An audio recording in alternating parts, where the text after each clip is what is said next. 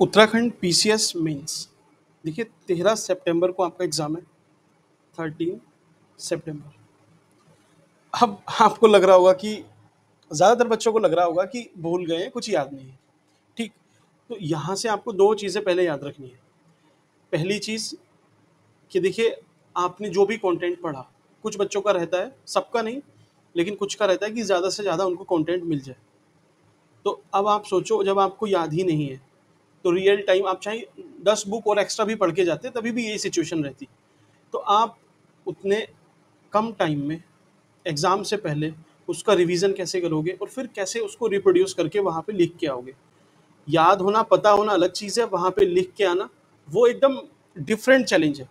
तो आपको देखिए बहुत सारे बच्चे, आप में से अभी अपर एग्ज़ाम भी आपको देना है, मेंस। तो इस बात को अभी से एक बार नोट करके रख लो, क्योंकि फिर बाद में आपको फिर से जब नया टाइम मिलता है, अभी नया 2-3 महीने मिलेंगे आपको मेंस लिखने के लिए दिसंबर में, फिर से वही चीज़ रहेगी ज़्यादा ज़्यादा, लेकिन नहीं, लेस इज मोर। कम पढ़ो, आगे बढ़ो, चीज़ें बस एक बार समझ लो, वो आपको एग्ज़ाम में काम आ जाती हैं कहीं ना कहीं। ठीक, दूसरी चीज़, अब आपको लग रहा है कि भूल गए, तो भूलना तो पहली चीज़ अच्छी बात है, ठीक है। अब आप अगर भूलोगे नहीं तो ज़िंदगी में क्या क्या चीज़ें होती हैं, कितनी अच्छी बुरी होती हैं, उन सबको भूल जाना ये एक वरदान है। हाँ, एग्ज़ाम का भी जो कंटेंट है उसको अगर आप भूल रहे हो, वो भी एग्ज़ाम से कुछ टाइम पहले, तो ये एक जेन्युइन सी प्रोसेस है, सबके साथ ऐसा ही होता है। और जो भी इस बार चाहे टॉप भी करेगा, है ना, किसी की रैंक 1 भी आएगी, तो उसके साथ भी सेम सिचुएशन है। तो आप अपने आप को कुछ ऐसा अलग मत समझो, जो कॉमन चीज़ें सबके साथ हैं वो आपके साथ भी हो रही हैं, तो वो कोई बड़ी बात नहीं है। ये एक छोटी सी बात है, सबको ऐसा लग रहा है। जब एग्ज़ाम आएगा, आपके सामने जब पेपर होगा, सारी चीज़ें आपको टाइम से याद आ जाएंगी। ठीक, अब देखिए मैंने आपको कुछ समझाया था, होपफुली आपको याद रहेगा, या फिर जब आप अब एग्ज़ाम में लिखोगे ना, तो आपको जो भी मैंने कुछ पॉइंट्स बताए थे कि इकोनॉमी में आप एग्री, इंडस्ट्री, सर्विस इस तरह से लिखो, सोसाइटी का कुछ अलग फॉर्मेट बताया था, ऐसी आर्ट एंड कल्चर का बताया था, हिस्ट्री का भी कुछ बताया था, तो वही आपको काम आएगा एक्चुअल एग्जाम में। ठीक, हाँ, आपको लग रहा है कि फैक्ट है, ये कुछ हम भूल गए हैं, तो नहीं भूलोगे। इवन जो आपने पढ़ा है 90% आप उसको कहीं ना कहीं यूज़ करके आ जाओगे, बस थोड़ा सा पेशेंस रखना। शुरू में क्या होता है, देखिए आप जब एग्ज़ाम दोगे, जैसे ही पेपर आने वाला होगा, तो आपको आधा घंटे पहले लगभग एंट्री मिल जाती है। अब एंट्री आपकी हुई, आप वहाँ पे बैठे हुए हो, वेट कर रहे हो एग्ज़ाम का, तब और ज़्यादा ये चीज़ आएगी कि सपोज़ आपका पेपर सामने आ गया है, जो टीचर हैं उनकी डेस्क पे पेपर रखा हुआ है, ठीक है, अभी सील वगैरह वो ओपन करेंगे, तो वो आपको जैसे ही डिस्ट्रीब्यूट होगा, तब सबसे ज़्यादा पैनिक करोगे आप। ये सिचुएशन रहती ही है, सबके साथ होती है। लेकिन उसमें क्या है, आप एकदम लाइट मूड से रहना, बोले ठीक है कोई नहीं, एग्ज़ाम देना है, आने दो, अब जो भी होगा इसमें देख लेंगे। एग्ज़ाम आपको मिलता है, सॉरी, जो आपको जो पेपर है वो मिलता है, उसमें जब आप 10-15-20 मिनट आपको हो जाएंगे ना लिखते हुए, आप देखना सारा डर आपके दिमाग से निकल जाएगा। 20 मिनट बाद ही सारा डर, चाहे पेपर कितना ही टफ हो या इजी हो, सब कुछ आपके दिमाग से खत्म हो जाएगा, फिर आप लिखने पे फोकस करते हो। और करना भी ऐसे ही है, फालतू में आप सोचते रहोगे कि टफ है, इजी है, इजी समझोगे तभी भी फंस जाओगे, टफ लगेगा तभी भी फंसोगे। तो आराम से एकदम रिलैक्स माइंडसेट से रहना, कोई दिक्कत नहीं है। अब चलिए एक बार आपको सिलेबस गो थ्रू कराते हैं कि क्या सिलेबस था, आपको जो लग रहा है कि भूल गए हैं उसको आपने कैसे टैकल करना है। ये देखिए आपका सामान्य हिंदी, चलिए हिंदी में देखें, इंग्लिश में देख लेते हैं इसको।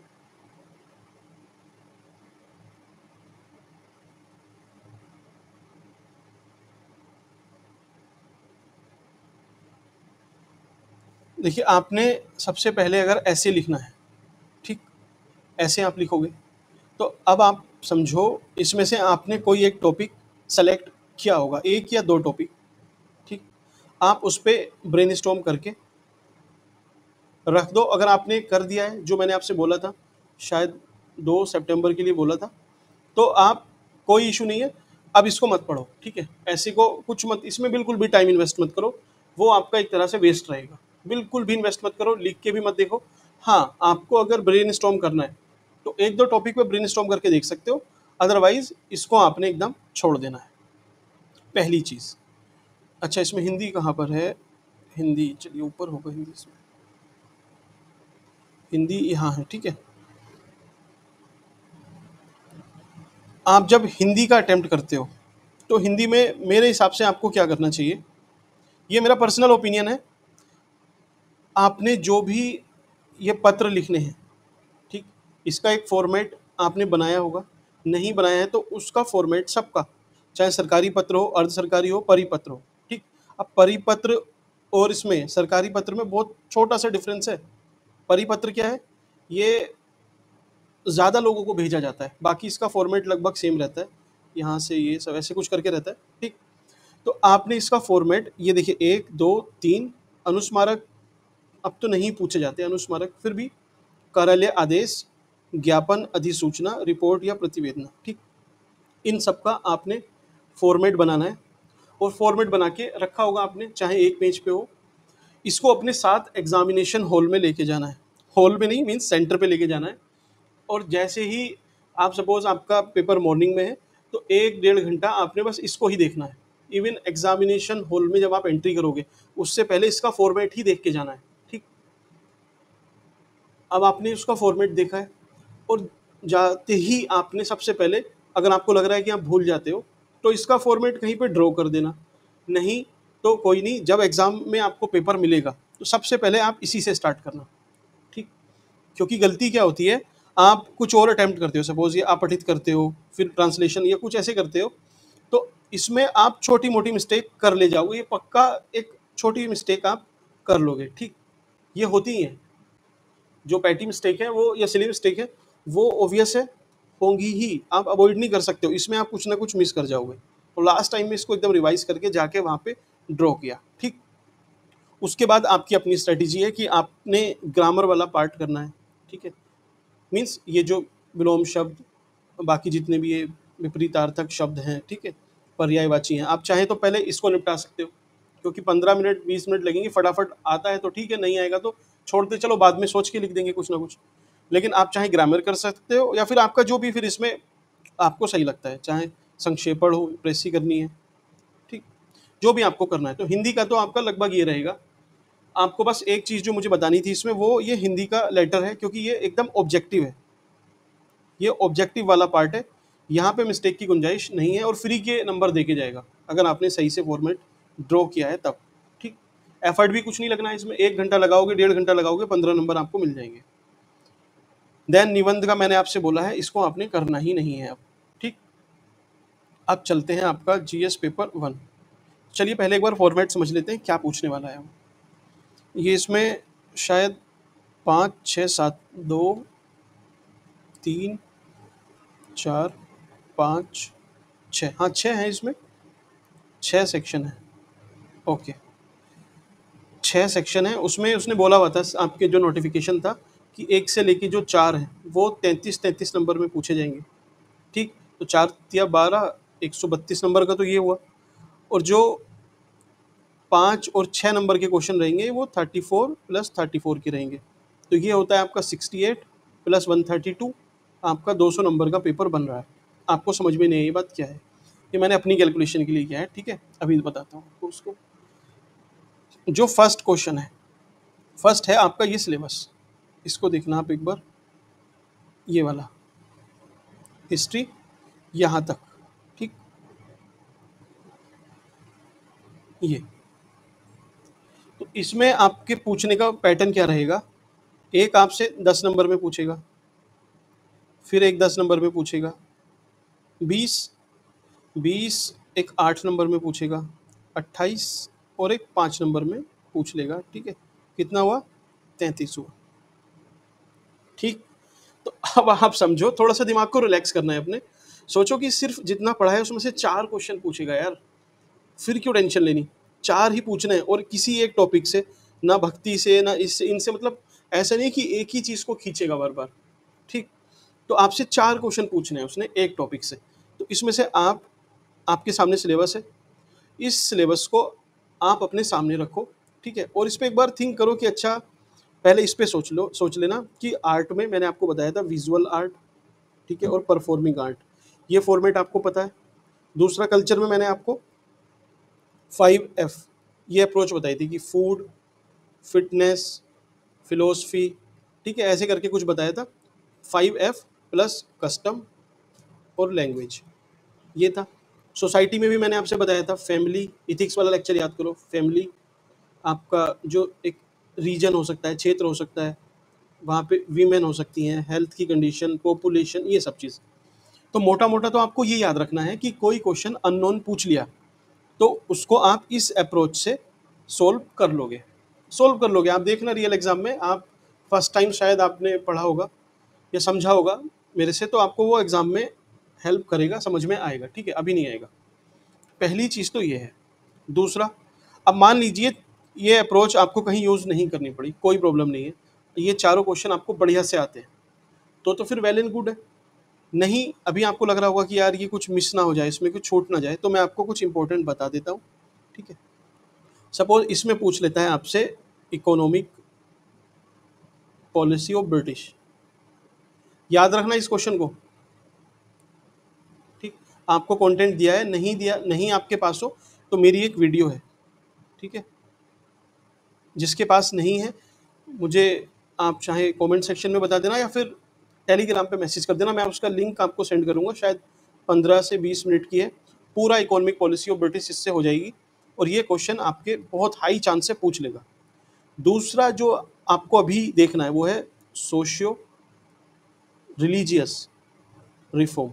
उसमें आपको पहले तो कॉमन देख लेना कि आर्य समाज था, बाकी प्रार्थना समाज, ये सब चीज़, और आर्य समाज पे थोड़ा सा फोकस कर लेना। ठीक, अब बचा 8 मार्कर और ये 5 नंबर वाला। इसमें कोई आंदोलन पूछ लिया आपसे, for example quit India movement पूछ लिया, या फिर स्वदेशी स्वदेशी स्व क्विट इंडिया मूवमेंट, इन दोनों पे आपको ध्यान रखना है, ये पूछ सकता है। 8 नंबर में आपसे क्या पूछ सकता है? अब 8 नंबर का देखिए, ऐसे टू द पॉइंट बता पाना ये थोड़ा सा मुश्किल ही है, लेकिन हाँ एंशंट वाला कुछ पोर्शन आपसे पूछेगा यहाँ से, चाहे वो भक्ति मोमेंट से पूछ ले, ठीक, या फिर इंडस वैली सिविलाइजेशन से पूछ ले। ठीक है, तो इन 5-6 टॉपिक पे आपको अपनी अभी पकड़ बनानी है। अभी मीन्स जैसे वीडियो देख रहे हो, इसके बाद आपने इसी तरीके से करना है। बाकी ये आपको थोड़ा बड़ा आता होगा, मैंने आपको पीडीएफ दी हुई है, ठीक है। बाकी सब आपको थोड़ा थोड़ा आता है, ठीक है। एक बार टॉपिक वाइज आप, मैंने आपको लगभग इसी टॉपिक के सीक्वेंस में क्वेश्चन एंड आंसर दिए हुए हैं, आप उसको रिवाइज करना। पहले सारे रिवाइज करने हैं आपने, पहले आपने सारे रिवाइज करने हैं। दूसरा, फिर जो मैंने आपको स्पेसिफिक बताया, आप सिर्फ ये 5 क्वेश्चन देखो, और मान के चलो कि आपकी हिस्ट्री है पूरी है, 33 नंबर का पूछेगा, आप 33 नंबर का डील कर लोगे। तो आपका ये पोर्शन पूरा हुआ। अब आपको डरना भी नहीं है, ठीक है। फालतू में आप टेंशन लेते रहोगे कि ये ना पूछ ले, वो ना पूछ ले। नीति आयोग तो आपने तैयार करना है, ठीक है। ये तो क्वेश्चन आपका ऑलमोस्ट आउट ही रहेगा, चाहे वो आपसे दूसरे पेपर में पूछ ले या इसमें पूछे, यहाँ से क्वेश्चन पूछेगा, ठीक है। Very very important. तो हिस्ट्री का थोड़ा सा बर्डन आपको हल्का हुआ, रिलैक्स हुआ, ज़्यादा भी लोड नहीं लेना इतना, बस आराम से कि ठीक है पहला पोर्शन मेरा कंप्लीट है, अब सिलेबस के अकॉर्डिंग चलना आप, ठीक है। और आपको अगर 13 को एग्ज़ाम है, 10 तक या 11 तक ये पूरा हो जाए जैसे मैं बोल रहा हूँ, बस तो फिर समझो आप एकदम रिलैक्स रहो, कोई टेंशन लेने की ज़रूरत नहीं है, चाहे आपने लिखा है या नहीं लिखा, ठीक। प्रैक्टिस नहीं भी की कोई दिक्कत नहीं है, इतना ज़्यादा आपसे नहीं लिखवाएगा कि आपको प्रॉब्लम होगी। बस हाँ, मैं किसी की कॉपी इवेलुएट कर रहा था, तो एक उसमें मुझे इशू जो लगा, उन्होंने ना वर्ड लिमिट पे ध्यान नहीं दिया, ज़्यादा लिखा हुआ है, तो अच्छा लिखा है, लेकिन अब वो ज़्यादा वहाँ पे लिखेंगे। सपोज 125 वर्ड्स में लिखा पूछा है, आपको 100 लिखने हैं, आप लिख के आ रहे हो 150, तो ये जो 50 है ये आपको कहीं और कॉम्प्रोमाइज़ करना ही पड़ेगा, ध्यान रखना। चलिए वर्ड लिमिट पे फिर से एक वीडियो बना देंगे बाद में इसके। अब चलते हैं उत्तराखंड की हिस्ट्री कल्चर सोसाइटी पे। तो देखिए 33 नंबर का आपने पहले वो सिक्योर किया, अब आपको इस 33 नंबर पे आना है, ठीक। ये वाला 33, तो ये वाला 33, इसमें पैटर्न वही रहेगा कि एक 10 नंबर का है, फिर एक 10 नंबर का क्वेश्चन पूछेगा, फिर 8 का पूछ लेगा, फिर 5 का पूछ लेगा, ठीक। पूछने 4 ही हैं, तो एक तो आप याद रखना किसी आंदोलन से, ठीक है, जो भी आंदोलन है, एक पूछेगा आपसे किसी आंदोलन से। वो छोटा पूछ सकता है, बड़ा पूछ सकता है।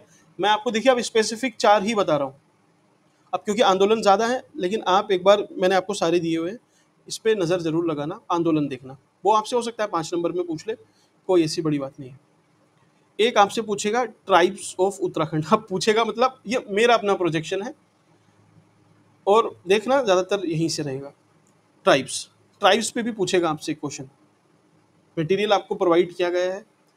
एक आपसे पूछ सकता है, मीन्स बाकी जो दो क्वेश्चन है, एक तो उसमें एडमिनिस्ट्रेशन पे आना है, एडमिनिस्ट्रेशन वो पूछ सकता है किसी भी रूलर का, चाहे रूलर नहीं मीन्स जो डायनेस्टी थी, जैसे परमार का पूछ लेगा, चंद का पूछ लेगा, ठीक है, कत्यूरी, इन सब का, ये हुआ ठीक। और कोई एक क्वेश्चन आपसे जहाँ तक मीन्स उम्मीद है गोरखा से रिलेटेड भी पूछ सकता है, गोरखा या फिर हमारे रिलेशन जो थे नेपाल वगैरह से, तो लगभग इसी लाइन पे रहेगा। ये चार आपको यहाँ से तैयार करने हैं। अगेन फिर वही चीज़, इसमें अब मैं आपको एक दो चीज़ और बताता हूँ, आप इसमें थोड़ा सा इसका कल्चर वाले ये जो मैंने आपको प्रोवाइड किए हैं, टेम्पल, टेम्पल पे भी फोकस रखना, और फेयर एंड फेस्टिवल, तो चार वो हुए, दो ये नीचे, छह क्वेश्चन आपको ये तैयार करना है। अब इन छह में से चार उसने पूछने हैं, ठीक, किस तरीके से पूछेगा, कितने नंबर में पूछेगा वो उनके ऊपर है, लेकिन छह में से आपको ये चार तैयार करना है, टेम्पल, फेयर, फेस्टिवल, ठीक। फेयर फेस्टिवल में ही आपके जो डांस आ जाता है, डांस है ना, डांस और थिएटर इसी में आ जाते हैं आपको। अब मैंने देखिए पीडीएफ जो प्रोवाइड की है वो लास्ट टाइम में आपको इसीलिए फ़ायदा करेगी, आपने पहले उस पीडीएफ की पूरी रीडिंग लेनी है उत्तराखंड वाली की, ठीक। देन उसके बाद जो मैंने आपको ये 4 5 6 7 टॉपिक बताए हैं ये रिवाइज करने हैं अच्छे से, दैट्स इट।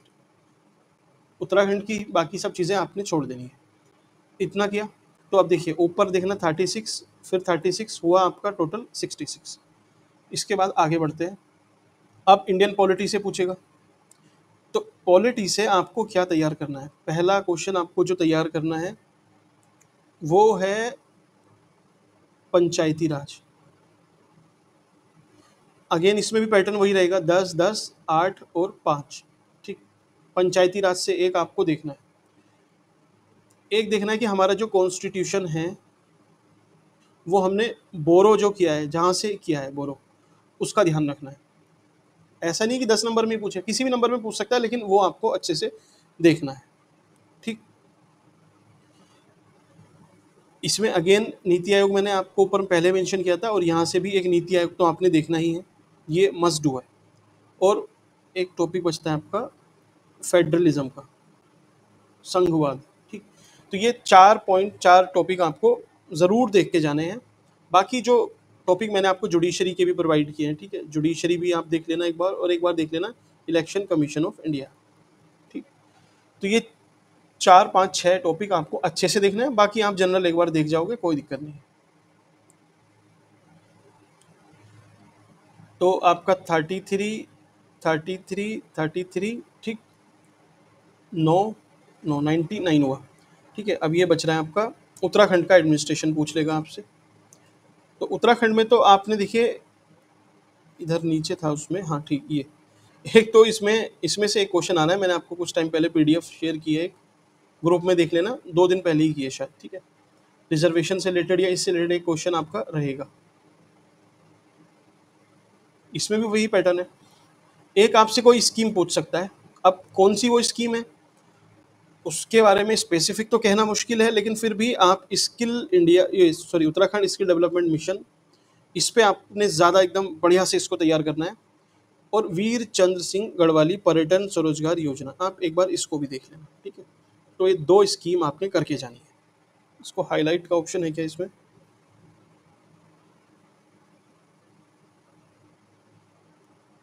ये दोनों, ठीक है। ये होता है आपका। देन अब बाकी इसमें उत्तराखंड में, अब इसका जो सिलेबस है, सिलेबस के हिसाब से तो आपसे वीमेन रिलेटेड भी कुछ पूछ सकता है उत्तराखंड का, तो ये एक अलग टॉपिक है। फिर भी आपको 3 ये टॉपिक मैंने बताए, ये आपको तैयार करके ही जाने हैं at least. UCC obviously, UCC uniform civil code, 3 4 topic आपके यहाँ से हुए, 4 ही पूछेगा, 10 10 8 5, तो आपने इस तरीके से तैयार करके जाने, 4 टॉपिक आपको ये बताए। बाकी सबका आपको मैंने पीडीएफ दिया हुआ है, आप क्वेश्चन वाइज पहले आपको रिवाइज करना है, दूसरा काम जो 4 टॉपिक बताए उस पर फोकस करना है, ठीक। अब आपका जनरल साइंस एंड आता है एथिक्स।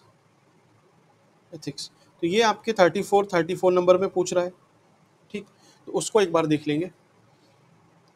ओवरऑल आपसे देखिए 4 ही क्वेश्चन यहाँ से पूछेगा, तो 4 में आपको याद रखना है 2, 3, 4। एक तो बायोटेक, बायोटेक रिवॉल्यूशन जो चल रहा है वो देखना है। एक साइबर सिक्योरिटी, इस पे जो हमारे सॉल्यूशन है उस पे फोकस रखना है। अभी जो डिजिटल अरेस्ट चल रहा था उसको भी देखना है, ठीक। देन इसमें आपका एक पूछेगा आपसे इकोलॉजी के कंटेक्स्ट में, ठीक है। इकोलॉजी वर्सेस ये जो आपका डेवलपमेंट चल रहा है हमारा, ठीक, वहाँ से एक पूछ लेगा आपसे। बायोटेक्नोलॉजी आपका देखिए यहाँ पे है, बायोटेक हुआ, साइबर सिक्योरिटी ये हुआ। देन एआई का एक क्वेश्चन बहुत हाई चांस है कि बन जाएगा, बन सकता है। तो इसमें तो ऐसा कुछ है नहीं। एक और आप याद रखना, क्वांटम। इसके कुछ टॉपिक हैं, जैसे स्पेस में भी थोड़ा एडवांसमेंट हुआ था, लेकिन वहाँ से पूछेगा तो ये शुक्रयान वगैरह भेजे गए थे, उस पर पीडीएफ क्या मैं बना रहा हूँ, कंटेंट शायद 1-2 महीने का रह गया उसमें, इस पे मुझे वीडियो भी एक लेके आनी है आपके लिए। फिलहाल आप पहले इसको तैयार ज़रूर कर लेना, ठीक है। ये 4 तो आपने तैयार करने ही हैं, ठीक। बायोटेक रिवोल्यूशन, साइबर सिक्योरिटी, इसका सॉल्यूशन वाला कि 2013 में स्ट्रैटेजी आई, एक पॉलिसी आई, साइबर सुरक्षा केंद्र है हमारे यहाँ, ठीक है। और CERT In, computer emergency response team India, ये भी है ना। इस तरीके से आप देख लेना। अब आता है लास्ट एथिक्स। एथिक्स में फिर वही इसमें तरीका है, तो एक तो केस स्टडी पूछ लेगा आपसे, एक पूछेगा आपसे इमोशनल इंटेलिजेंस, एक जो रोल ऑफ ह्यूमन वैल्यूज़ या वैल्यूज़ इन पब्लिक एडमिनिस्ट्रेशन यहाँ से पूछ लेगा। और इसमें एक, हाँ, एक जो क्वेश्चन है वो वर्क कल्चर, कार्य संस्कृति, इन सब के लिए आपके पास कंटेंट भी था, वीडियो भी है। इनको ज़्यादा अच्छे से रिवाइज करना है, बाकी सब टॉपिक को आप जनरली एक बार देख लेना, ठीक।